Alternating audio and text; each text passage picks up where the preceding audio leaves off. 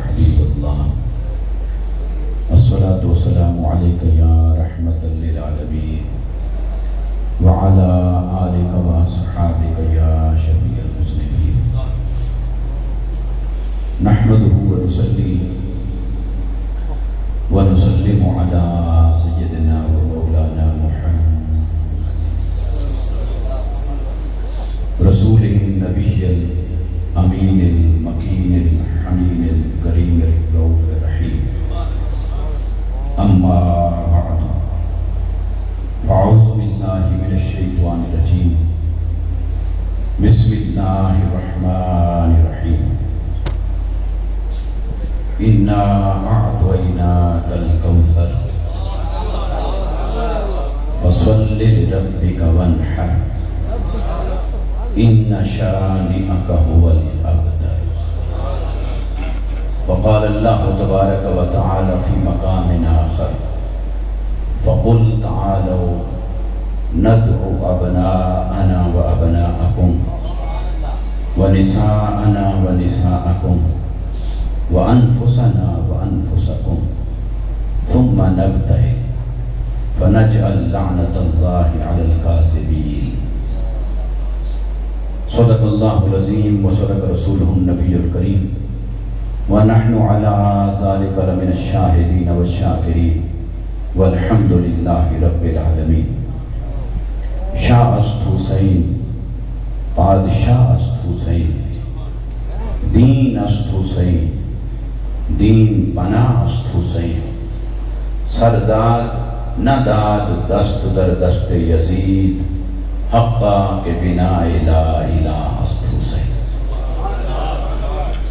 حمد و صلات کے بعد لائق صد احترام سادات گرامی قدر علماء ذی وقار منتظمین محفل نمائندگان تنظیمات اہل سنت معزز و محتشم حاضرین و سامعین اللہ اور اس کے حبیب صلی اللہ علیہ وسلم کا فضل و کرم ہے جس کے صدقے سے ہم سب آج کی اس بابرکت محفل کے اندر حاضر ہیں دعا کریں اللہ تبارک و تعالی یہ تمام انتظام و انصرام اور ہم سب کی حاضری و شرکت اپنی بارگاہ میں قبول و منظور فرمائے جماعت اہل سنت کی ٹیم نے اس مرکز کی انتظامیہ نے مجھ جیسے ناقص و راہکر کو چند کلمات کہنے کا موقع دیا میرے لیے سعادت کی بات ہے اور میں شکر گزار ہوں اللہ تبارک و تعالی اس ذکر کے صدقے سے ہماری دنیا اور آخرت کو بہتر فرمائے ہمارے بھائی اور ہمارے نہایت محترم محتشم حضرت قبلہ علامہ سید مدثر علی شاہ صاحب نے بڑی خوبصورت بات کی اور انہوں نے ذکر فرمایا کہ تمام تنظیمات جو مسلکاً اہل سنت سے تعلق رکھتی ان تمام کو انہوں نے جمع فرمایا اللہ تبارک و تعالی اس گلدستے کو ہمیشہ آباد و شاد فرمائے عام طور پہ میں خطاب تو اپنے نقطے سے شروع کرتا ہوں لیکن یہاں ایک بات ذہن میں آ گئی حضرت محی الدین ابن عربی رحمۃ اللہ تعالی علیہ ان کے ہم زمانہ ایک شخص تھے اور وہ بھی ولی کامل تھے ان کے جو مرید تھے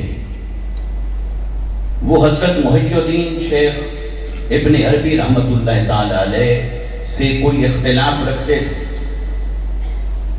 ان کے لیے کچھ نازیبا کلمات کہتے تھے ان کو آقا علیہ الصلوۃ والسلام نے خواب کے اندر زیارت عطا فرمائی تو وہ بھی صاحب مقام ہوئے تو آقا علیہ السلام نے پوچھا کہ وہ تم ان کو کیوں برا بھلا کہتے ہو کہا اس لیے کہ وہ میرے شیخ کو برا بھلا کہتا ہے، وہ میرے شیخ کو برا بھلا کہتے ہیں۔ تو آقا علیہ السلام نے انہیں خواب میں پوچھا، فرمایا تمہارا شیخ بڑا ہے یا میں بڑا ہوں؟ اب اسی پر ان کا خواب ختم ہو گیا۔ پیغام یہ تھا کہ اگر تمہارے شیخ کو، تمہارے قائد کو کوئی نہیں مانتا تو مجھے تو مانتا ہے، تو کیا اس کے ادب کے لیے اتنا کافی نہیں کہ وہ مصطفیٰ کو مانتا ہے؟ تو اہل سنت کی جتنی تنظیمات ہیں، اگر وہ اس نقطے پر جمع ہو جائیں اور وہ یہ سوچیں کہ کوئی اگر میرے قائد کو نہیں مانتا تو کیا ہوا، مصطفیٰ کو تو مانتا ہے، اور اگر کوئی ہمارے اوپر تنقید کرتا ہے تو مصطفیٰ کے تو ترانے پڑھتا ہے، تو جب مصطفیٰ کے ترانے پڑھتا ہے ہمیں جو بھی کہے ہمارے سر کا تاج ہے، ہمیں وہ جو بھی کہتا رہے کوئی فرق نہیں پڑتا، لیکن کم سے کم مصطفیٰ سے محبت کرتا ہے، یہی بات کافی ہے۔ تو اگر ہم آقا علیہ السلام کی نسبت کے اس نقطے کو سمجھ جائیں تو ہمارے دل ایک دوسرے کے لیے کشادہ ہو جائیں۔ اب میں موضوع کی طرف آتا ہوں۔ کائنات کے اندر شہادتیں تو بہت ہوئی، لیکن کسی شہید کو یہ چرچا نصیب نہیں ہوا جو شہرت شہادت امام علی مقام رضی اللہ تعالیٰ عنہ کے حصے میں آئی۔ میں نے لفظ مقام یا مرتبہ استعمال نہیں کیا، وہ رب جانتا ہے کس کا کیا مرتبہ ہے، کیا مقام ہے۔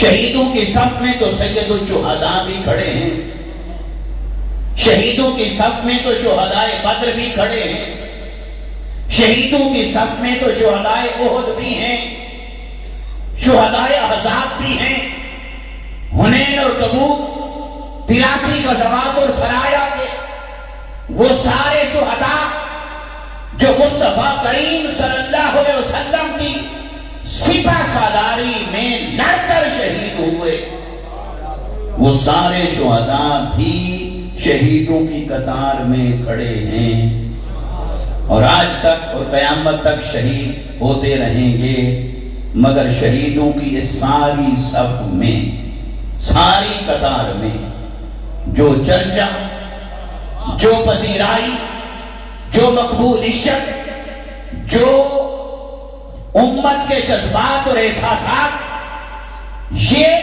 اس پہلو سے جو امت کے احساسات اور جذبات، جو شہرت و پذیرائی شہادت امام علی مقام کو حاصل ہوئی، وہ کسی شہید کے حصے میں نہیں آئی۔ آخر کیا وجہ ہے؟ کوئی تو وجہ ہے۔ اب سمپل یہ وجہ تو نہیں ہو سکتی کہ کسی طبقے نے ان کو مشہور کر دیا ہو، ایسا ہوتا تو پھر کوئی کسی اور کو پکڑ لیتا، وہ اس کو مشہور کر لیتا، مگر یہ نہیں کہ کسی کے مشہور کرنے سے کسی کی شہادت مشہور ہو گئی یا معروف ہو گئی۔ یہ تو اللہ رب العزت کا ایک نظام ہے۔ فیوزا و شہادت کو اللہ تبارک و تعالیٰ نے مقبولیت عامہ عطا فرمائی، اسی کی شہادت مقبول ہوئی۔ جس کی شہادت کو امت کے احساسات اور جذبات کی دولت سے نوازا، آج اسی کی شہادت کا تذکرہ ہوتا ہے تو آنکھیں نم ہو جاتی ہیں، زبانیں لرز جاتی ہیں، دل تڑپ جاتا ہے۔ یہ جو کیفیت ہے شہادت امام علی مقام پر، آخر کیا وجہ ہے؟ اس وجہ اور حکمت کی طرف توجہ رکھنی ہے۔ میں کچھ امتیازات آپ کی خدمت میں عرض کرتا ہوں۔ آخر امام علی مقام کی شہادت کا نقطہ امتیاز کیا ہے جس سے اللہ رب العزت نے انہیں یہ شان عطا فرما دی ہے؟ تو سب سے پہلی بات، ہر شہید کی شہادت کی خبر ملتی ہے شہید ہو جانے کے بعد۔ شہید ہو جانے کے بعد کہا جا سکتا ہے کہ یہ شہید ہوا، اور اس کو بھی شہید کون کہے گا؟ اس کے خیر خواہ، یا دوست یا رشتہ دار یا اہل محلہ یا کولیگز ایسا وقارب اسے کہیں گے شہید، تو وہ جو شہید کہنے والے ہیں وہ بھی حسن ظن کی بنیاد پر شہید کہہ رہے ہیں، کسی علم یقینی کی بنیاد پر شہید نہیں کہہ رہے، حسن ظن کی بنیاد پر کہہ رہے ہیں کہ یہ شہید ہو گیا، مگر ان کے پاس کوئی دلیل شرعی نہیں کہ یہ شہید ہے، کیونکہ ظاہراً اس کی آئینہ داری شہادت کی ہے، اس وجہ سے اسے شہید کہتے ہیں۔ تو ہر شہید کو شہید کہا اس کے جاننے والوں نے، دوست احباب نے، محبت کرنے والوں نے، اور کہا اسے شہید ہو جانے کے بعد، مگر دوستان مکرم امام علی مقام وہ شہید ہیں جنہیں شہید آپ نے اور میں نے نہیں کہا، انہیں شہید اس زبان نے کہا جس زبان نے خود ہمیں رب کی معرفت عطا کی ہے، جس زبان سے ہمیں کل دین عطا ہوا، دین حاصل ہوا، جس زبان نے ہمیں رب کا رب ہونا بتایا، جس زبان نے ہمیں قرآن کا قرآن ہونا بتایا، اسی زبان نے ہمیں حسین کا شہید ہونا بتایا۔ پھر کب بتایا؟ شہید ہونے کے بعد نہیں، شہید ہونے سے پہلے۔ تو شہید ہونے سے پہلے مصطفیٰ نے دی خبر شہادت کی۔ اب کوئی کہنے والا کہہ سکتا یہ اعزاز کسی ایک کو تو حاصل نہیں ہوا، یہ تو مصطفیٰ کریم صلی اللہ علیہ وسلم نے کئیوں کی شہادت کی خبر دی، کئی صحابہ کرام کی شہادت کی خبر مصطفیٰ نے دی، حضرت عمر بن خطاب کو بھی شہادت کی خبر دی، حضرت عثمان ذو النورین کو بھی شہادت کی خبر دی، حضرت یاسر کو بھی شہادت کی خبر دی، کئی اور صحابہ کو شہادت کی خبر دی۔ تو اس امتیاز میں حسین یکتا تو نہیں ہے، یکتا تو نہیں ہے۔ تو پھر اسی بات کو آگے بڑھائیے، ہاں پھر کوئی ایسا شہید ہے تو دکھاؤ جس کی شہادت کی خبر مصطفیٰ نے ولادت سے پہلے دی ہو۔ ہاں شہادت سے پہلے خبر آئی ہے، شہادت سے پہلے خبر حسین کی بھی آئی، شہادت سے پہلے خبر کئی صحابہ کی آئی، اور جن کی خبر آئی وہ سب ہمارے سر کا تاج ہیں، وہ سبھی وراء الورا ہیں، وہ سبھی عظمتوں کے حامل ہیں، ان کی شہادتیں کامل فخر ہیں، مگر ان تمام شہیدوں میں پھر امام حسین کو یہ امتیاز نصیب ہوتا ہے کہ آپ کی شہادت کی خبر صرف شہید ہونے کے بعد نہیں، شہید ہونے سے پہلے نہیں، بلکہ ولادت سے پہلے مصطفیٰ نے ان کی شہادت کی خبر دی۔ حضرت ام فضل رضی اللہ تعالیٰ عنہ کا خواب بارگاہ مصطفیٰ میں حاضر ہوتی، یا رسول اللہ صلی اللہ علیہ وسلم میں نے ایک خواب دیکھا ہے، جب سے دیکھا دل لرزتا ہے سوچ کر، زبان کانپتی ہے بیان کروں، میری آقا نے حوصلہ دیا، پوچھئے تو صحیح۔ عرض کی یا رسول اللہ صلی اللہ علیہ وسلم خواب میں دیکھا آپ کے جسم کا ایک ٹکڑا، گوشت مبارک کا ایک ٹکڑا کٹ جاتا، پھر میری گود میں آن پڑتا ہے، یہ غم مجھے کھائے جا رہا ہے، کہیں ایسا تو نہیں میری گود سے آپ کو کوئی تکلیف پہنچے، میری اولاد سے آپ کو کوئی تکلیف پہنچے، یہ کس چیز کا استعارہ ہے، کس چیز کی تمثیل ہے، یہ کیا پیغام ہے، یہ کیا معنی ہے؟ تو حضرت ام فضل نے بیان کیا، میرے آقا صلی اللہ علیہ وسلم مسکرا پڑے، فرمایا اے چچی جان، اے ام فضل مبارک ہو، کوئی نقصان کی بات نہیں، وہ میرے جسم کا ٹکڑا، میرے جگر کا ٹکڑا، میرے جسم کا حصہ کوئی اور نہیں، وہ حسین آنے والا ہے، آئے گا فاطمہ کی گود میں، مگر پرورش تیری جھولی میں پائے گا۔ یہ تعبیر ہے آپ کے خواب کی، بس یہ خواب مصطفیٰ نے تعبیر بتائی، پھر چشمان مصطفیٰ رواں ہو گئے، میری آقا کی آنکھوں سے پھر آنسو جاری ہو۔ حضرت ام فضل نے حیران ہو کے پوچھا، یا رسول اللہ صلی اللہ علیہ وسلم، نواسے کی خوشخبری دیتے ہوئے وہ آپ کا مسکرانا تو سمجھ میں آیا، پر یہ آنکھوں کا نم ہونا سمجھ میں نہیں آیا، یہ کیا بات ہے؟ میری آقا نے فرمایا اے ام فضل، اللہ نے اس کے پیدا ہونے سے پہلے، دھرتی پر آنے سے پہلے، زمین پر آنے سے پہلے، ولادت سے پہلے اللہ نے مجھے اس کی دردناک شہادت کا منظر دکھا دیا ہے۔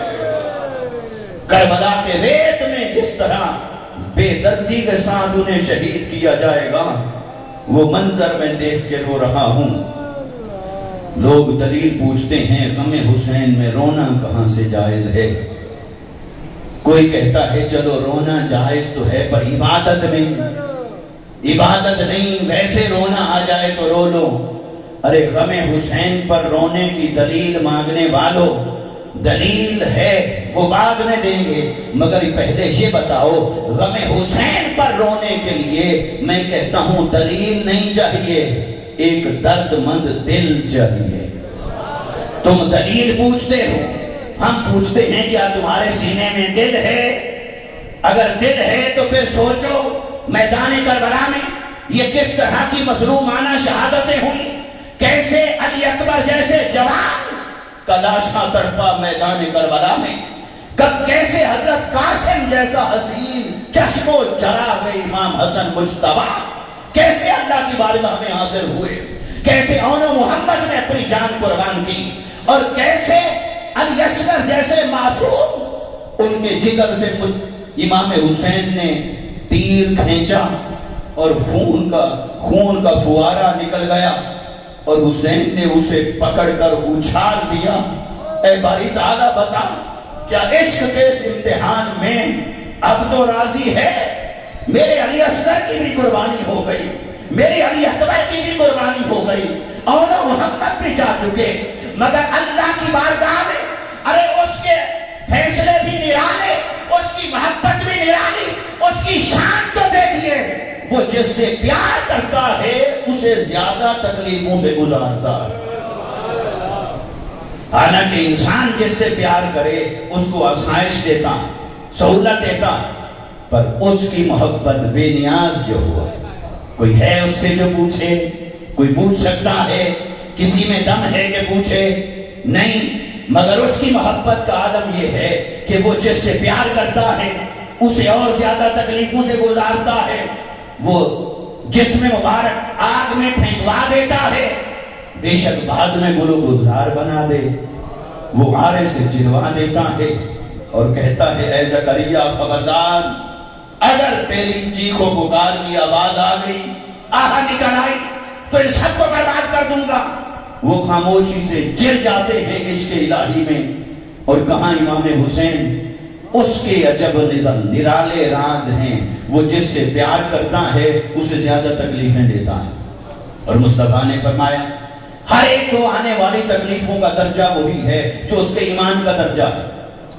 ایمان جتنا مضبوط اور مستحکم ہے تکلیفیں ویسی ہوں گی۔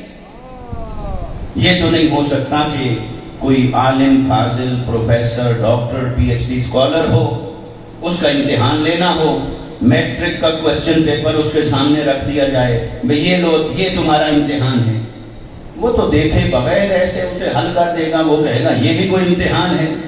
امتحان تو اسے کہتے ہیں جس میں پسینہ آئے، تو یہ تو امتحان نہیں۔ تو اب حسین کا امتحان لینا ہے، عشق الہی کا امتحان، تو کیا ایسے چھوٹی موٹی تکلیفیں دے کر پتہ چلا دیا جائے یا کائنات کو دکھا دیا جائے؟ لوگ کہتے اتنا بڑی ہستی، امتحان آیا چھوٹا سا، اس سے تو حسین نے گزر جانا تھا۔ اللہ نے فرمایا آؤ، ہر کوئی اپنے آپ کو قربان کرتا ہے، حسین پورے خانوادے کو قربان کر رہا ہے، پورے خانوادے کو قربان کر رہا ہے، اور ہر کوئی انہیں میدان میں لاتا ہے جو بالغ ہوں۔ ارے میرے مصطفیٰ کریم صلی اللہ علیہ وسلم نے بدر میں انہیں اجازت نہیں دی جو کم سن تھے کہ تمہیں جنگ میں جہاد میں اجازت نہیں، مگر حسین نے تو علی اصغر بھی دیا ہے، اون و محمد بھی دیے، 14 سال والے بھی، 15 سال والے بھی، 18 سال والے بھی۔ تو یہ عشق کا امتحان وہ آسان نہیں لیتا، بڑا مشکل لیتا۔ اس لیے اب آئیے اس نقطے پر کہ امام علی مقام رضی اللہ تعالیٰ عنہ کی شہادت کی خبر مصطفیٰ نے شہید ہونے سے پہلے عطا فرمائی اور ولادت سے پہلے عطا فرمائی. یہ ایک امتیاز ہے جو کسی اور کو حاصل نہیں. پھر ایک اور بات کی طرف آ جائیں. ہر شہید کے بارے میں قرآن نے ایک نظریہ بیان فرمایا کہ شہید زندہ ہوتا ہے. شہید ایک مقام پر قرآن نے کہا وَلَا تَقُولُوا، دوسرے مقام پر فرمایا وَلَا تَحْسَبَنَّ الَّذِينَ قُتِلُوا فِي سَبِيلِ اللَّهِ أَمْوَاتٌ، جو اللہ کی راہ میں مارے جائیں انہیں مردہ مت کہو. پھر فرمایا مردہ مت سمجھو. زبان سے کہنا تو دور کی بات ہے، کہیں وہم و گمان میں نہ آئے کہ یہ مر گیا، یہ زندہ، انہیں رزق دیا جاتا ہے، تمہیں اس کی زندگی کا شعور نہیں، یہ زندہ ہے. اب بدر سے لے کر کربلا تک سارے شہید جب بھی ان کا لاشا مبارک زمین پر چارپائی پر پڑا ہوگا، ان کے ورثاء کھڑے ہوں گے، خیال آیا ہوگا یہ دنیا سے گیا، مر گیا. احکام تو مردوں کے جاری ہو رہے، کفن بھی ہے، دفن بھی ہے، جنازہ بھی ہے، قبر بھی ہے، مگر قرآن ان کے سرہانے کھڑا ہو گیا. قرآن ہر شہید کے سرہانے کھڑا ہو گیا. قرآن نے کہا خبردار اسے مردہ مت کہو، اسے مردہ گمان بھی نہ کرو، سوچنا بھی نہیں، یہ تو زندہ ہے. بڑی تعالی آنکھیں بند ہو چکی، نبض رک چکی ہے، سانس بند ہو گئی، جسم نے حرکت چھوڑ دی، کیسے زندہ ہے؟ فرمایا خبردار تمہیں شعور نہیں، زندگی کچھ اور بھی ہوتی ہے، زندگی کچھ اور بھی ہے، یہ زندہ ہے، یہ زندہ ہے، یہ زندہ ہے. سر جھکا لیا، مان لیا. قرآن جو کہہ رہا ہے شہید زندہ، مگر میرا وجدان یہ کہتا ہے کہ قرآن کی آیت ہر شہید کے سرہانے کھڑے ہو کر جب ہر شہید کی گواہی دیتی رہی ہوگی، تب ہر شہید سے یہ بھی پوچھتی رہی ہوگی کہ اے شہیدو، کیا میں ہی قیامت تک یہ گواہی دیتی رہوں کہ تم زندہ ہوتے ہو؟ کیا میں ہی یہ گواہی دیتی رہوں قیامت تک کہ تم میں سے ہر کوئی زندہ ہوتا ہے، تم زندہ ہوتے ہو؟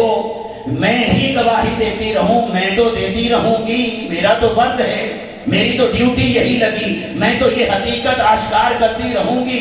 مگر اے شہیدو، تم میں سے کوئی شہید بھی تو اس پائے کا ہو، کوئی شہید بھی تو اس درجے کا ہو.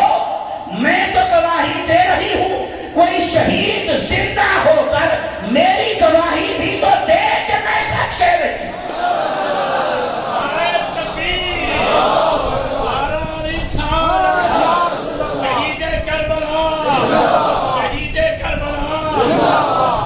اے شہیدو، میں تو یہ گواہی دیتی رہوں گی کہ تم زندہ ہوتے ہو.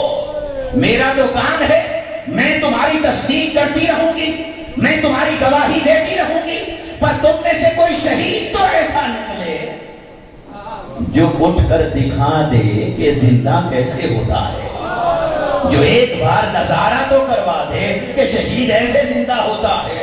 یہ کلمہ پڑھنے والے مانتے تو ضرور رہیں گے، مگر وَلَٰكِن لِيَطْمَئِنَّ قَلْبِي، دل کے اطمینان کے لیے کوئی نظارہ چاہیے، کوئی مشاہدہ چاہیے. وہ مشاہدہ جب نبی مانگ رہا ہے تو عام کلمہ پڑھنے والوں کو بھی کوئی مشاہدہ چاہیے تھا. تو ہر شہید سے آیت پوچھتی رہی سرہانے کھڑے ہو کر، میں تو گواہی دے رہی ہوں، تم میں سے بھی تو کوئی دے.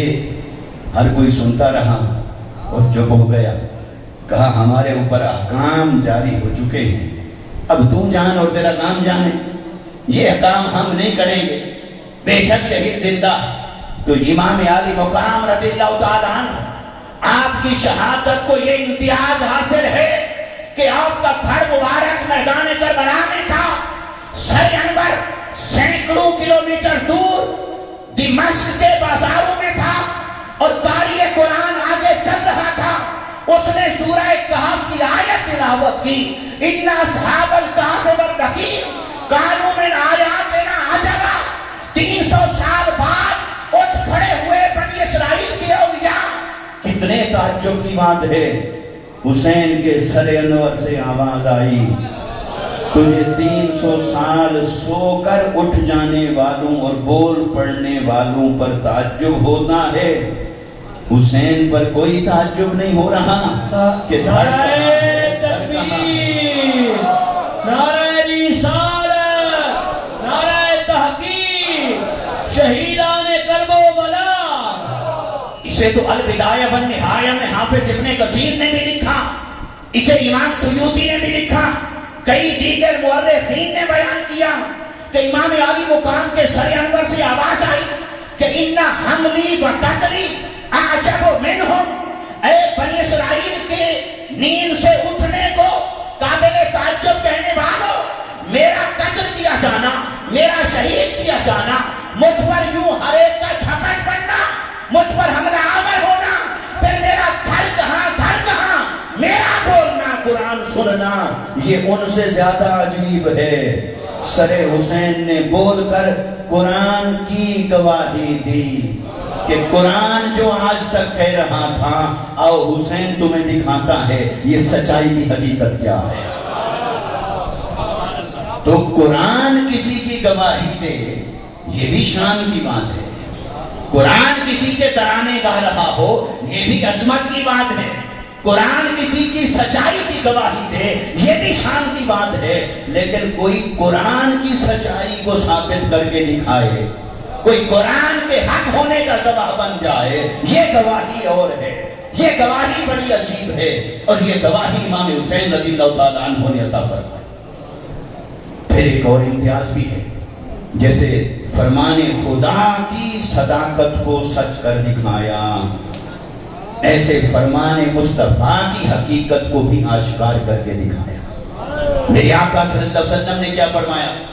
انی تارکم فیکم الثقلین، دو چیزیں دے کے جا رہا، ایک قرآن اور ایک میری طرف، میری آل بیت، ان دو چیزوں کے ساتھ چمٹے رہنا، ان کا دامن سمیٹ کر رکھنا، پکڑ کے رکھنا، اور اگر ان سے تم نے دامن چھڑا لیا تباہ ہو جاؤ گے، اور دامن سے وابستہ رہے تو ہدایت پر رہو گے۔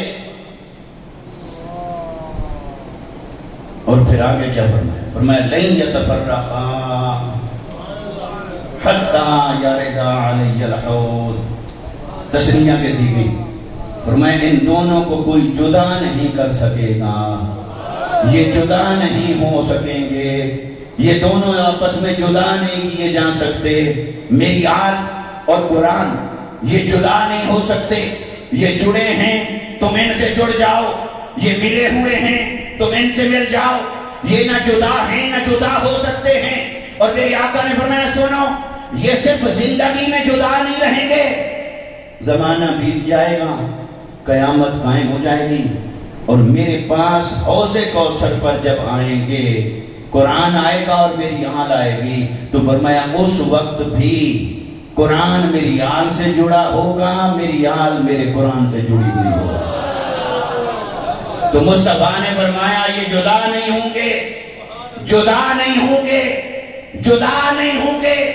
تو حسین نے یہ نظارہ بھی کروا دیا کہ آؤ دیکھو، سر دھڑ سے جدا ہو گیا، پر آل مصطفیٰ کا وارث، اطرت مصطفیٰ کا آئینہ دار، وہ نہ قرآن سے جدا ہوا نہ قرآن اس سے جدا ہوا۔ تو اس تصدیق کی بھی ہمیں خوشبو آ رہی ہے شہادت حسین سے۔ کئی امتیازات ہیں، کئی انفرادیتیں۔ اب ایک آخری نقطے کی طرف آتا ہوں، اور یہی کتاب کا مرکز اور محور ہے، وہ یہ کہ میدان کربلا میں امام حسین رضی اللہ تعالیٰ عنہ کو یہ اعزاز حاصل تھا کہ وہ خالی حسین نہیں کھڑا تھا، میدان کربلا میں اگر صرف حسین کھڑا ہوتا تو پھر شاید یہ چرچا نہ ہوتا۔ تھا کیا؟ میدان کربلا میں جو شہادت ہوئی وہ جسم حسین کا تھا، شہادت مصطفیٰ کی تھی۔ میرے آقا کی شہادت کا ظہور ہو رہا تھا، حسین ابن مصطفیٰ بن کے کھڑا تھا، شہزادہ مصطفیٰ بن کے کھڑا تھا، عکس مصطفیٰ بن کے کھڑے تھے۔ مصطفیٰ کے نائب اور وارث بن کے کھڑے تھے میدان کربلا میں، تو جو نائب مصطفیٰ بن کے کھڑا ہو تو پھر کیا اس کی شہادت پر جذبات اور احساسات وہی نہیں ہونے چاہیے جو مصطفیٰ کا استحقاق ہے؟ اس نقطے کو تھوڑا سا میں اور اینگل سے الیبوریٹ کر لیتا ہوں۔ دیکھیے اگر آقا علیہ السلام بنفس نفیس شہید ہوئے ہوتے کسی غزوہ میں، اللہ کا وعدہ نہ ہوتا واللہ یعصمک من الناس، اور آپ شہید ہو گئے ہوتے، تو کیا آقا علیہ السلام کی شہادت کا تذکرہ اور باقی شہیدوں کی شہادت کا تذکرہ برابر ہوتا؟ 19-20 کا فرق ہوتا یا زمین اور آسمان کا فرق ہوتا؟ کتنا فرق ہوتا بے حساب؟ اور شاید آج جو ہر سمت میلاد مصطفیٰ کی دھوم ہوتی ہے، پھر میلاد کا ذکر نہ ہوتا، پھر شہادت مصطفیٰ کا تذکرہ ہوتا، پھر ہر مجلس میں مصطفیٰ کی شہادت پر کم ہوتا، کیونکہ امت کی محبت جو حضور سے، تو لہذا کیسے برداشت کرتے حضور کی شہادت کو؟ اگر حضور شہید، اللہ کا حکم ہوتا، اذن ہوتا اور شہید ہوئے ہوتے، تو کیا آپ کی شہادت کا تذکرہ اور باقی شہیدوں کا تذکرہ برابر ہوتا؟ جواب ہے نہیں۔ تو بس میرا دل یہ کہتا ہے کہ جو استحقاق ہو سکتا تھا شہادت محمدی کا، جو حق ہے اور حق ہونا چاہیے تھا شہادت محمدی کا، جو استحقاق بننا چاہیے تھا شہادت محمدی کا، اللہ نے وہ سارا استحقاق اٹھا کر حسین کی جھولی میں ڈال دیا۔ اور میں حسین تو شہادت محمدی کا امین بن جا، تو شہادت محمدی کا مظہر بن جا، تو شہادت محمدی کا آئینہ دار ہو جا، تو شہادت محمدی کا وارث بن جا، تو شہادت محمدی کا علم بردار ہو جا، تو میں تیرے ساتھ یہ وعدہ کرتا ہوں شہادت کا حق تو ادا کر دے، تیرے تذکرہ عام کا حق میں ادا کر دوں، امت کے جذبات اور احساسات کا حق میں ادا کروا دوں گا۔ ورنہ تو کیا حضرت عثمان غنی کی شہادت کوئی کم مظلومیت کے ساتھ نہیں ہوئی؟ پڑھ کے دیکھیے ذرا کیسی ہوئی۔ شہادت بڑی لازمات ہے، مگر تذکرہ مقبولیت عامہ، امت کے جذبات اور احساسات، یہ احساس امام علی مقام رضی اللہ تعالیٰ عنہ کو حاصل ہوا۔ وہ حضور کے نائب بن کے کھڑے تھے۔ اب نائب کیسے بن کے کھڑے تھے؟ اس جملے کے اندر اور آنے والی گفتگو کے اندر اس سوال کا جواب ہے۔ فوکس کر رہا ہوں اس نقطے کو کہ جو کہے کہ دو شہزادوں کی جنگ تھی معاذ اللہ، اور جو 19-20 لا کر برابر سرابر کرنا چاہے اور کہے وہ بھی صحابی کا بیٹا، وہ بھی صحابی کا بیٹا، بس 19-20 کا فرق ہو گیا۔ بھئی یہ بات تو ٹھیک ہے کہ وہ بھی صحابی کا بیٹا اور ہم تو صحابی کا ادب اور احترام تو واجب ہے، مگر حسین کو صرف صحابی کا بیٹا کہنا یہ زیادتی ہے۔ حسین صحابی کا بیٹا بھی ہے اور حسین خود مصطفیٰ کا بیٹا ہے۔ تو اب بولو، ایک طرف وہ مصطفیٰ کا بیٹا اور ایک طرف وہ صحابی کا بیٹا، اب بتاؤ اس جنگ کو، اس معرکہ کو اب کوئی برابر سرابر کرنے کی جسارت کر سکتا ہے؟ چلو جن کے دلوں میں بغض علی المرتضیٰ ہو وہ کہیں کہ اچھا نہیں، وہ بھی صحابی، وہ بھی صحابی، وہ بھی صحابی کا بیٹا، وہ بھی صحابی کا بیٹا، بس 19-20 کا فرق ہے۔ تو جو یہ کہے اسے کہو چلو ہم اس بحث میں نہیں پڑھتے، ہم ایک اور بات کرتے ہیں کہ بے شک یزید ایک صحابی کا بیٹا ہے اور حضرت معاویہ کا ادب جو نہیں کرتا وہ حضور کی کسی نسبت کا حیا نہیں کرتا۔